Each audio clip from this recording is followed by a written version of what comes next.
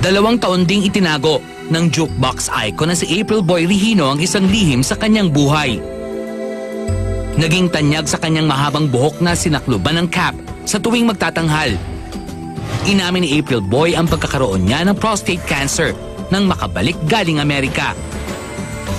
Labag man daw sa kanyang kalooban, ang tinamasang kasikatan ng 44 mga awit sa loob ng 2 dekada ay kailangan nang magtapos. Ang pagreretiro ni April Boy sa mundo ng musika ay bilang pagtalima na rin daw sa payo ng kanyang doktor.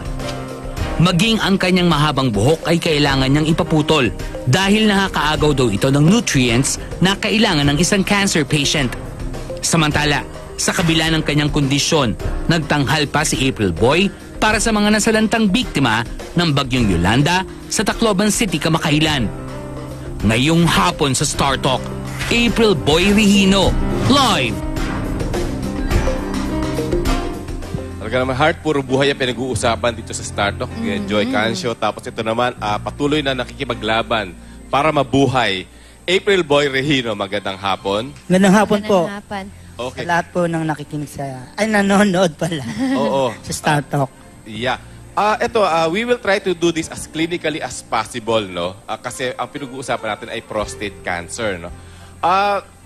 Ito, itatanong ko not only for the sake of our viewers, pero para sa akin na rin. Kasi ano ba talaga ang sintomas ng pagkakaroon ng prostate cancer? Para alam natin lahat. Una po, meron pong lumabas na dugo. Doon sa, alam nyo na. Alam niyo na kung saan parte yun. Tapos po, syempre, yung mga buto mo, nananakit. Yan. Parang, oo, yung mga buto ko joints. dito sa... Oo. Hindi, dito. Buto talaga mismo? Oo, buto Okay. mismo. nangangawit.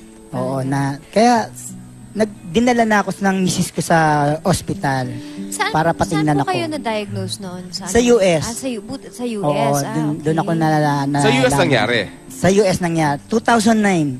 2009. Pero anong initial reaction mo? Syempre, una muna nabigla ako nung sinabi na ng doktor na cancer, ganon.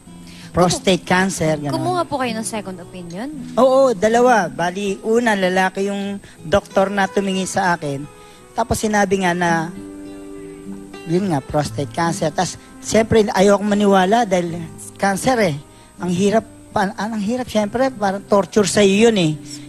Ibig sabihin, pagka-cancer, mamamatay ka na, di ba? Lagi naman yung connotation eh. Oo, kaya, sabi ko, mahal, punta tayo sa ibang doktor.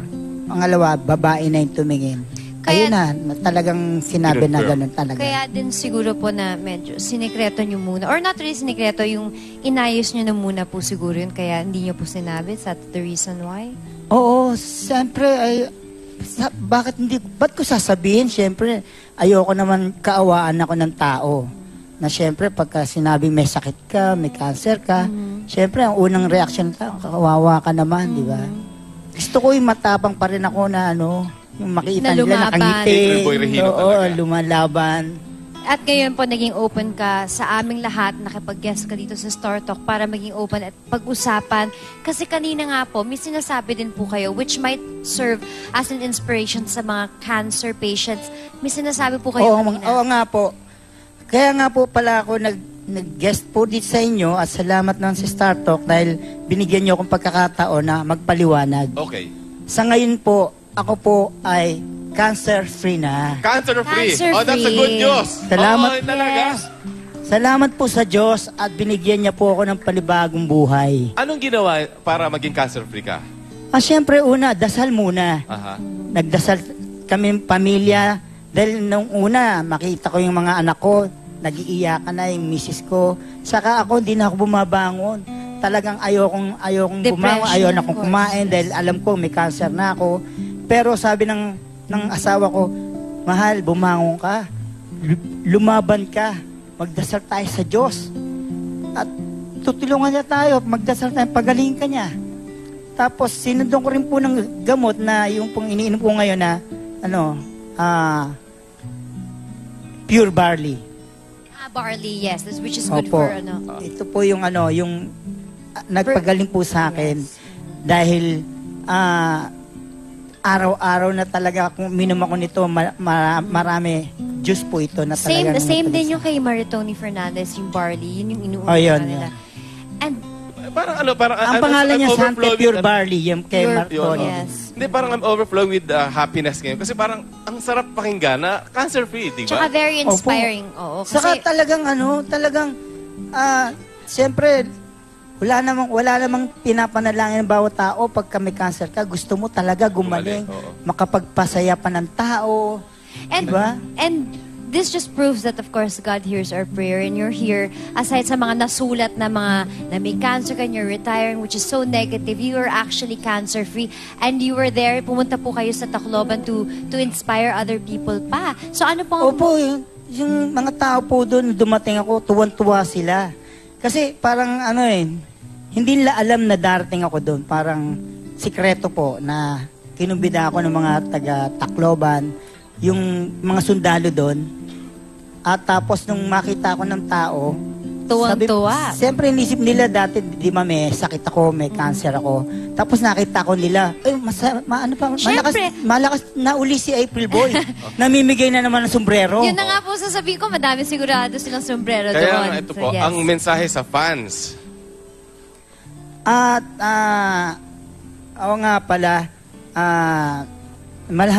maraming salamat sa lahat ng pagmamahal niyo sa akin. Sa lahat ng pagsuporta. Lahat ng, alam niyo kasi, ang totoo niyan, nag-retire na ako ngayon.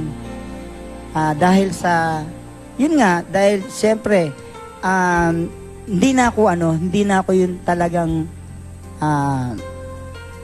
kasi di ba nagkasakit nga ako? Ang pinayo sa akin ng doktor sa akin Magpahinga muna. magpahinga. Siyempre, kailangan mo Kasi mag-recuperate.